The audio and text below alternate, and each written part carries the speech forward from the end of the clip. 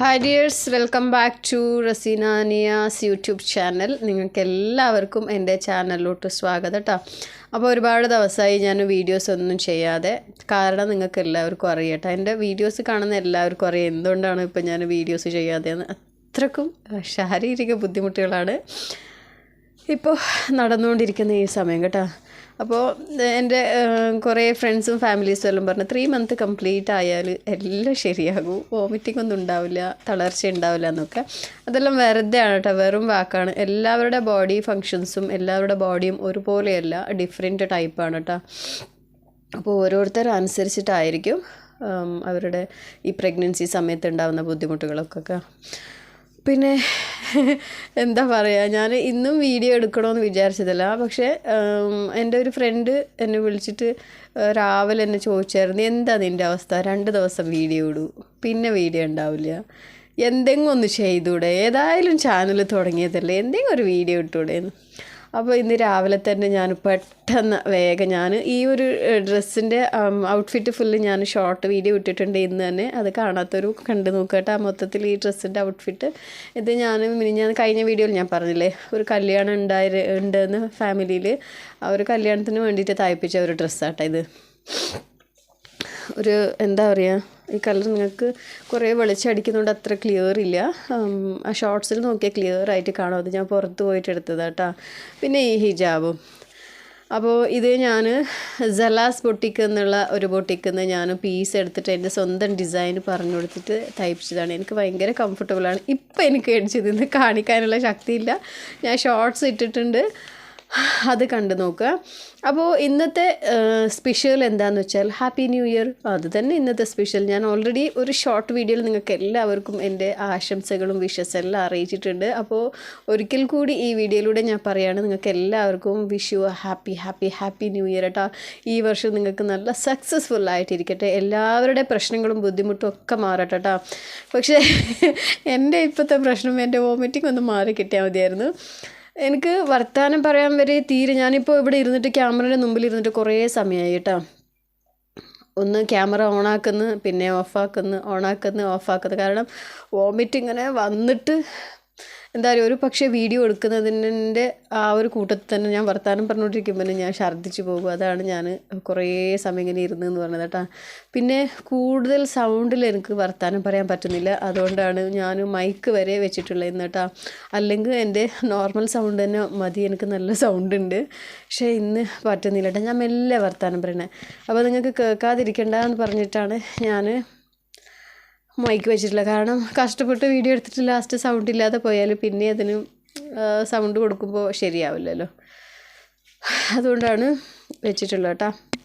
ഞാൻ പറഞ്ഞില്ല, എനിക്ക് വോമിറ്റ് എന്ന് പറഞ്ഞിട്ടുള്ള സംഭവം ഈ ഒരു ഭാഗത്ത് ഇങ്ങനെ കെട്ടി വെച്ചേക്കട്ടെ, എപ്പോൾ വരുമെന്നറിയില്ല. അപ്പോൾ ഓക്കെ, അൽഹംദുലില്ലാ. ഇപ്പം മിനിഞ്ഞാന്നൊക്കെ 26-ന് എൻ്റെ ഡിസംബർ 26-ന് എൻ്റെ 4 മന്ത് കംപ്ലീറ്റ് ആയി. 5 മന്ത് റണ്ണിങ് ആണ് കേട്ടോ. ഇപ്പോൾ 5 മന്ത് തുടങ്ങിയിട്ട് 2 ദിവസം ആയി, 2-3 ദിവസമായി. എന്നാലും എനിക്ക് വോമിറ്റിങ്ങിന് ഒരു കുറവും കാണുന്നില്ല കേട്ടോ. കാരണം പണ്ടത്തെക്കാളും ഒന്നും കൂടി ശക്തമായിട്ടുള്ള വോമിറ്റിങ്ങിലാണ്. അപ്പോൾ എൻ്റെ അപ്ഡേറ്റ് നിങ്ങൾ അറിയാൻ കാത്തു നിൽക്കുന്നത് കൊണ്ടാണ് ഞാൻ ഇതെല്ലാം പറയുന്നത് കേട്ടോ. അപ്പോൾ ആരും തെറ്റിദ്ധരിക്കേണ്ട, ഇതെല്ലാം വീഡിയോയിൽ വന്ന് പറയണമെന്ന്.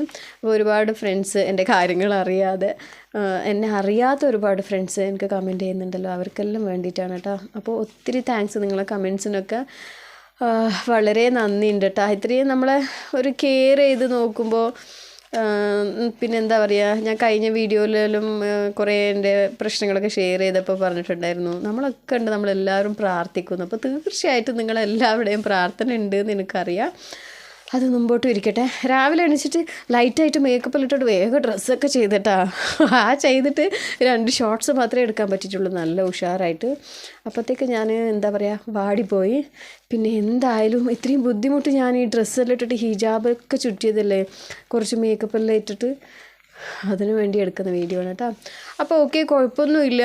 നല്ല ഭക്ഷണമൊക്കെ, വോമിറ്റിംഗ് ആണെങ്കിലും ഞാൻ ഭക്ഷണം കഴിക്കുന്നുണ്ട്. പക്ഷേ ഈ 2 ദിവസമായിട്ട് എന്തിനാണ് കൂടുതലെന്ന് വെച്ചാൽ, ഞാൻ ടാബ്ലറ്റ് നിർത്തി കേട്ടോ. കാരണം 4 മാസം കണ്ടിന്യൂ ആയിട്ട് ഞാൻ വോമിറ്റിങ്ങിൻ്റെ ടാബ്ലറ്റ് എടുത്തതല്ലേ, അതുകൊണ്ട് ഞാൻ 2 ദിവസം സ്റ്റോപ്പാക്കി നോക്കിയത് എങ്ങനെ ഉണ്ടാവുന്നു.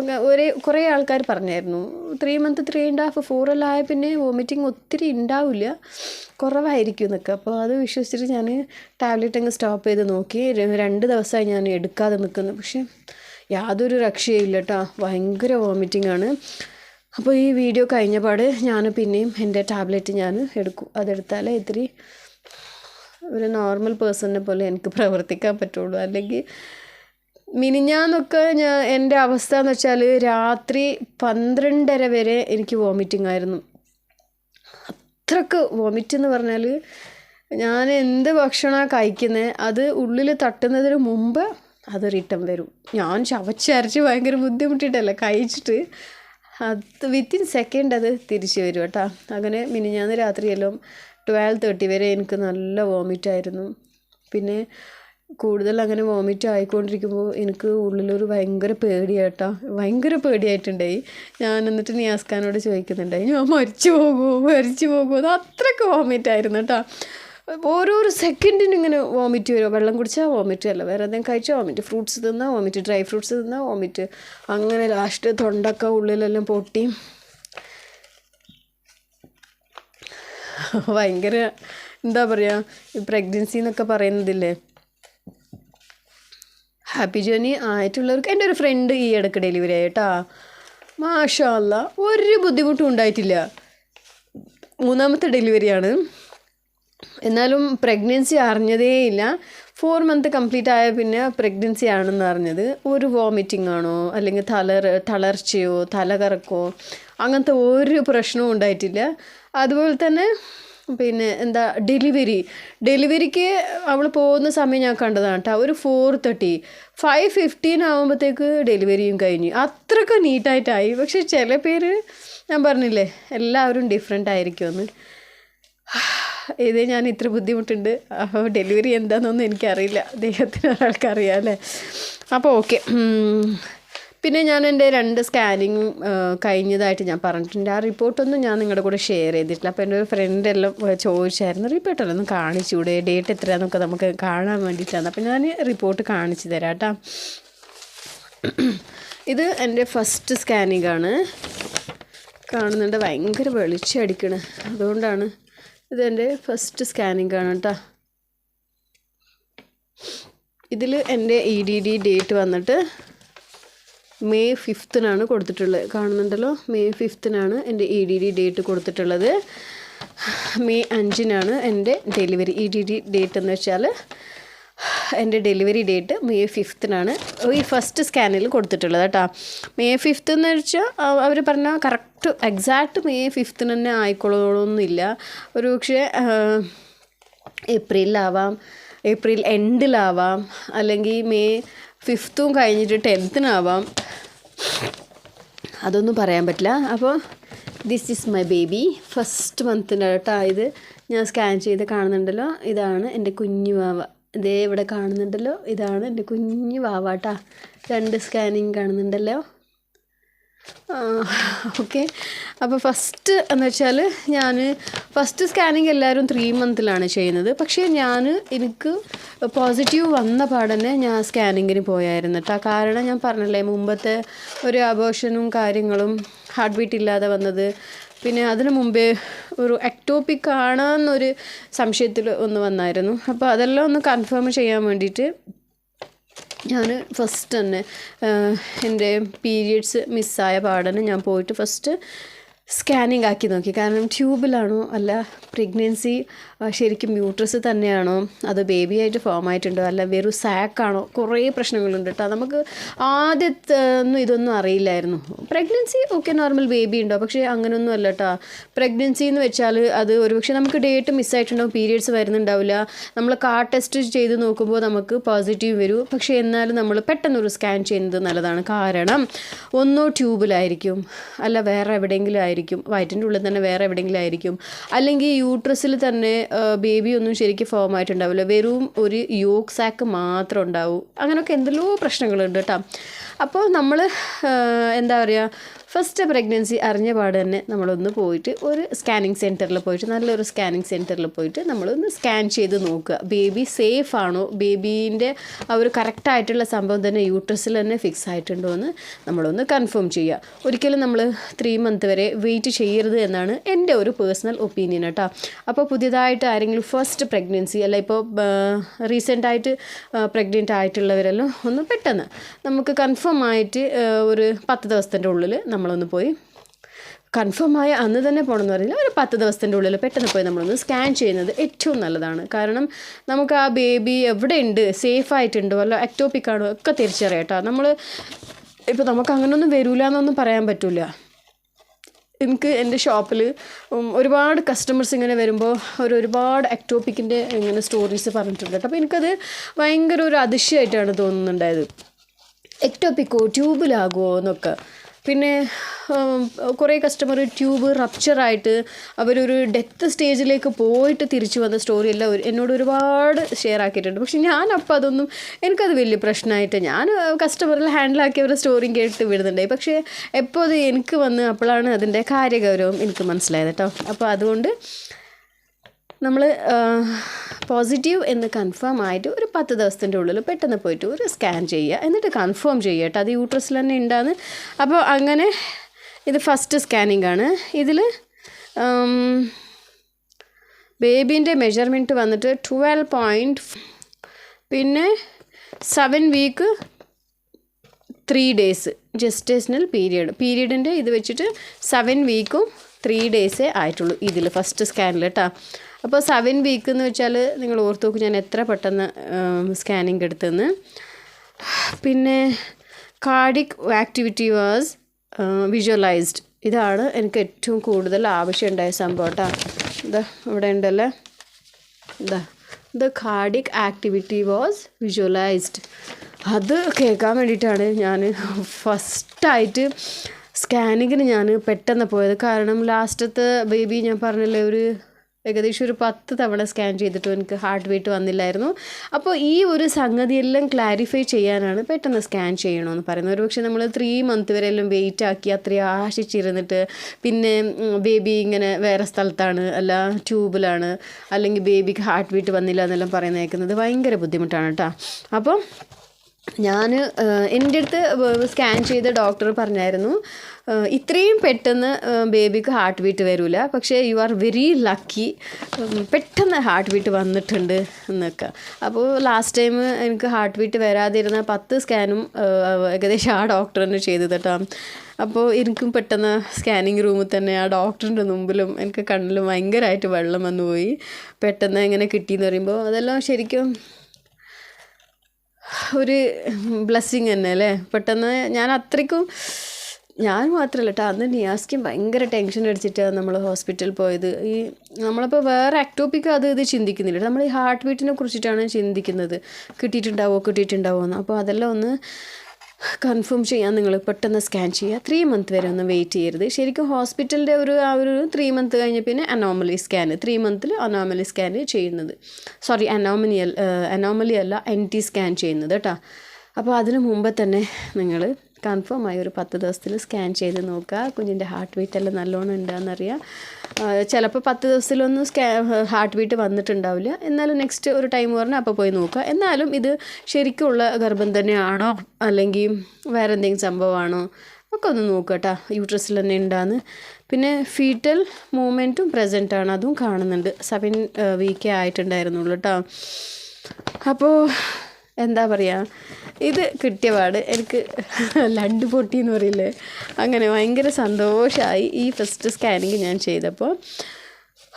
ഓക്കെ, അപ്പോൾ ഞാൻ വേഗം തന്നെ പീരിയഡ്സ് മിസ്സായിട്ട് പെട്ടെന്ന് തന്നെ പോയിട്ട് സ്കാൻ എടുത്തതാണ് കേട്ടോ.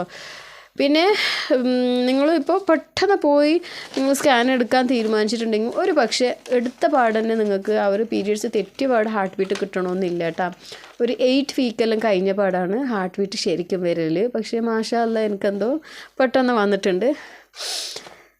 ഓക്കെ, അത് കഴിഞ്ഞിട്ട് നെക്സ്റ്റ് ഞാൻ 3 മന്ത് ആയപ്പോൾ അനോമലി സ്കാൻ എടുത്തു. ദിസ് ഈസ് വെരി നോർമൽ എല്ലാം അടിപൊളിയാണ് കേട്ടോ ഈ സ്കാനിലും. ഇതിൽ എൻ്റെ EDD ഡേറ്റ് വന്നിട്ട് 6 ആണ് കൊടുത്തിട്ടുള്ളത്. അതിൽ 5 ആണ്, ഇതിൽ 6 ആണ് കൊടുത്തിട്ടുള്ളത്. May 6 കേട്ടോ. പിന്നെ ഇതിൽ ബേബി വന്നിട്ട് 5.5 mm ആണ്. 11 week 5 day gestational period. Cardiac activity was visualized. ഇതിലും കുഴപ്പമൊന്നുമില്ല. പിന്നെ ഹാർട്ട് ബീറ്റ് വന്നിട്ട് എൻ്റെ ഫോട്ടോസിൽ, ആ മറ്റേതിൻ്റെ ഫോട്ടോസിൽ കാണുന്നത് എബോവ് 140 ആണെന്ന് തോന്നട്ടെ ബേബീൻ്റെ ഹാർട്ട് റേറ്റ്. അപ്പോൾ ഇപ്പോൾ നെക്സ്റ്റ് ഇപ്പോൾ 5 months സ്റ്റാർട്ടായില്ലേ, ഇനിയിപ്പോൾ എനിക്ക് അനോമലി സ്കാൻ ഉണ്ട്. അതിൽ ഫുൾ ഡീറ്റെയിൽ ഞാൻ നിങ്ങൾക്ക് കാണിച്ചു തരാം കേട്ടോ, ഹാർട്ട് ബീറ്റ് എത്രയുണ്ടെന്ന്. ഇതിൽ ഹാർട്ട് റേറ്റ് കൊടുത്തിട്ടുണ്ട്, പക്ഷേ അത്രയൊരു ശരിക്കും കാണുന്നില്ല കേട്ടോ, അതാണ് ഞാൻ പറയാതെ. പക്ഷേ 140ൻ്റെ മുകളിൽ തന്നെ. പിന്നെ ഇതിലാണ് ശരിക്കും ബേബീനെ കാണാൻ നിങ്ങൾക്ക്. ഇതാ കാണുന്നുണ്ടോ ബേബീൻ്റെ ഹെഡ്, ഇതാണ് തലഭാഗം, കാണുന്നുണ്ടല്ലോ. അപ്പോൾ ഇത് ഒരുപാട് സമയം എടുത്തിട്ട് ചെയ്ത ഒരു സ്കാനിങ് ആണ്. കാരണം അന്ന് ഞാൻ എൻ്റെ ഉമ്മാക്ക് സുഖമില്ലാതെ ഉമ്മാനെ ഹോസ്പിറ്റൽ കൂട്ടിയിട്ട് പോയായിരുന്നു കേട്ടോ. ഉമ്മാക്ക് കുറേ ടെസ്റ്റ് ഉണ്ടായിരുന്നു. ഉമ്മാക്കും ഇതുപോലെ യൂട്രസ് സംബന്ധമായിട്ട് ഒരുപാട് ടെസ്റ്റ് ഉണ്ടായിരുന്നു. അപ്പോൾ ഹോസ്പിറ്റലിൽ താഴെ മുകളിൽ ഒരുപാട് നടക്കണം. നമ്മൾ ഈ നടക്കുന്ന സമയത്ത് എന്താക്കും, നമ്മളെ വയറ്റിൻ്റെ ഉള്ളിലുള്ള ബേബിക്ക് നല്ലൊരു തൊട്ടിൽ ഇട്ടിട്ട് ഇങ്ങനെ ആട്ടുന്നൊരു ഫീലാണ്. അമ്മമാരിങ്ങനെ നടക്കുമ്പോൾ, ഉമ്മമാർ ഇങ്ങനെ നടക്കുന്ന സമയത്ത്, പണിയെടുക്കുന്ന സമയത്തല്ല, അവർക്ക് തൊട്ടിലിട്ടിട്ട് ആട്ടുന്ന ഒരു ഫീലാണ്. അപ്പോൾ ആ സമയത്ത് ബേബീസ് നല്ല ഉറക്കമായിരിക്കും, നല്ല ഉറക്കം, ഒരേ പൊസിഷനിൽ കിടന്നിട്ട് നല്ല ഉറക്കമായിരിക്കും. അങ്ങനെ ഞാൻ കുറേ അങ്ങോട്ടും ഇങ്ങോട്ടെല്ലാം ഓടി കളിച്ചിട്ട് ഉമ്മാൻ്റെ ടെസ്റ്റുകളെല്ലാം എടുത്ത് ടയേർഡായി. പിന്നെ ഉമ്മാൻ്റെ ടെസ്റ്റ് കഴിഞ്ഞതിന് ശേഷമാണ് ഞാൻ സ്കാനിങ്ങിന് പോകുന്നത്. ആ സമയത്ത് ബേബീൻ്റെ മൊത്തത്തിൽ എല്ലാ റൗണ്ടും നോക്കണമല്ലോ, മൊത്തത്തിൽ ബേബീനെ എല്ലാ സൈഡും നോക്കണമല്ലോ. അങ്ങനെ ബേബി കടന്നിട്ടുള്ള ആ ഒരു ഫ്രണ്ട് ഭാഗം മാത്രമേ ഡോക്ടർക്ക് കിട്ടുന്നുള്ളൂ. ബേബി എണീക്കുന്നേ ഇല്ല, കാരണം നല്ല ഉറക്കത്തിൽ ഉണ്ടായത് കേട്ടോ. എണീക്കാത്ത സമയത്ത് ഡോക്ടർ കുറേ റിസ്ക് എടുത്തു. കുറേ ആ ഒരു മെഷീനില്ല, അവരിങ്ങനെ സ്കാൻ ചെയ്യുന്ന മെഷീൻ ഉണ്ടല്ലോ, കുറേ ഇങ്ങനെ തട്ടി ഇങ്ങനെ മാറ്റി ഇക്കിളിയൊക്കെ ആക്കി, അങ്ങനെ ഒരുപാട് സമയം കഴിഞ്ഞിട്ടാണ് മെല്ലെ ഒന്ന് തിരിഞ്ഞു കിടന്നപ്പോൾ ബാക്കും സൈഡും പോസ്റ്ററൊക്കെ കിട്ടി. അങ്ങനെ ഒരുപാട് സമയം ഞാനന്ന് ബേബീനെ കണ്ടു കേട്ടോ. മാഷാ അല്ലാഹ്, എന്താ പറയുക, കുറേ സമയം ബേബീനെ കണ്ട്. കുറേ സമയം ഞാൻ പറഞ്ഞില്ലേ, ഡോക്ടർ ഈ തിരിച്ച് കടത്താൻ വേണ്ടിയിട്ട് കുറേ ശ്രമിച്ചു. ആ സമയത്തെല്ലാം ഞാൻ നോക്കുമായിരുന്നു. QTP okay. വന്നതിൻ്റെ ശേഷം നമുക്കെല്ലാവർക്കും കാണാം. ഇപ്പോൾ ഓവറായിട്ട് എക്സൈറ്റ് ആവുന്നില്ല. അപ്പോൾ ഓക്കെ, ഇന്നത്തെ വിശേഷങ്ങൾ ഇത്രയേ ഉള്ളൂ, പോരെ. ഇനി എന്നെ ആരും ചീത്ത വിളിക്കരുത് കേട്ടോ, മുങ്ങിപ്പോവും പെട്ടെന്ന്, കാണുന്നില്ല, വീഡിയോ ഇടുന്നില്ല എന്നൊക്കെ. അപ്പോൾ ഓക്കെ, വൺസ് അഗെയിൻ സ്നേഹ, ഷംഷാദ്, നിങ്ങൾക്ക് എല്ലാവർക്കും ഒരുപാട് ബിഗ് താങ്ക്സ് കേട്ടോ. അതുപോലെ തന്നെ നിങ്ങൾക്ക് സ്പെഷ്യൽ ഹാപ്പി ന്യൂ ഇയർ. കാരണം എൻ്റെ വീഡിയോസ് വരുമ്പോഴത്തേക്ക് കമൻസ് ഇടുന്ന 2 എൻ്റെ ഗുഡ് ഫ്രണ്ട്സാണ്. തീർച്ചയായും നിങ്ങളെല്ലാവരും ഞാൻ ഒരിക്കൽ മീറ്റ് ആവുന്നുണ്ട്. ഞാൻ പറഞ്ഞില്ലേ, ഈ 1K സബ്സ്ക്രൈബർ ആയപാട് എനിക്കൊരു സെലിബ്രേഷൻ ഉണ്ട്, നിങ്ങളെല്ലാം മീറ്റ് ആവണമെന്ന് ഞാൻ ഓർത്തതാണ്. ബട്ട് എന്താ പറയുക, എനിക്ക് എണിച്ച് നിൽക്കാൻ പറ്റുന്നില്ല കേട്ടോ. അപ്പോൾ അതുകൊണ്ടാണ് ഞാൻ അവോയ്ഡ് ചെയ്തത്. തീർച്ചയായിട്ടും നിങ്ങൾ 2 പേരും എന്നും എൻ്റെ എന്താ പറയുക വലത്തും എടുത്തുകൊണ്ട് കേട്ടോ. എനിക്ക് 2 പേരെയും ഭയങ്കര ഇഷ്ടമാണ്. കാരണം എനിക്ക് കമൻറ്റ് ചെയ്യുന്നുണ്ട് എന്നല്ല, നമ്മൾ ഓരോരോ വീഡിയോ അവർ വീക്ഷിക്കുന്നുണ്ടല്ലോ, അതാണ് മൊത്തത്തിൽ ഫുള്ള് കണ്ടിട്ട് അതിനുള്ള കമൻറ്റ്സ് അവർ പാസ് ചെയ്യുന്നുണ്ട്. So I am very happy. അപ്പോൾ ഓക്കെ, നെക്സ്റ്റ് നാളെ ഒരു നല്ല വീഡിയോ ഇടാൻ പറ്റുമോ നോക്കട്ടെ. ഞാനിപ്പോൾ പെട്ടെന്ന് പോയിട്ട് ഛർദ്ദിക്കണം കേട്ടോ. എനിക്ക് വോമിറ്റിങ് വന്നിട്ട് എൻ്റെ ഈ ചിരിയൊന്നും നിങ്ങൾ കണക്കാക്കേണ്ട, വോമിറ്റിങ് ഇവിടെ എത്തിയിട്ടുണ്ട്. അപ്പോൾ ഞാൻ പെട്ടെന്ന് പോയൊന്ന് ഛർദ്ദിക്കണം, ഈ ഡ്രസ്സിലൊന്ന് വലിച്ചു വാരിയിട്ടിട്ട്. അപ്പോൾ ഓക്കെ, നിങ്ങൾക്ക് വേണ്ടിയിട്ട് ബോറാവാതിരിക്കാൻ വേണ്ടി ഞാൻ വന്നതാണ്. അപ്പോൾ ഓക്കെ, ബൈ, താങ്ക് യു. എല്ലാവരും സപ്പോർട്ട് ചെയ്യുക. അതുപോലെ തന്നെ എൻ്റെ ചാനൽ ഫസ്റ്റ് ടൈമാണ് നിങ്ങൾ കാണുന്നെങ്കിൽ മറക്കാതെ സബ്സ്ക്രൈബ് ചെയ്യുക കേട്ടോ. ഓക്കെ, സബ്സ്ക്രൈബർ ഇൻക്രീസ് ആവുന്നുണ്ട്. അതുപോലെ തന്നെ എൻ്റെ ടൈമിങ്സ് നിങ്ങളൊന്ന് കൂട്ടി തരിക. Okay, by.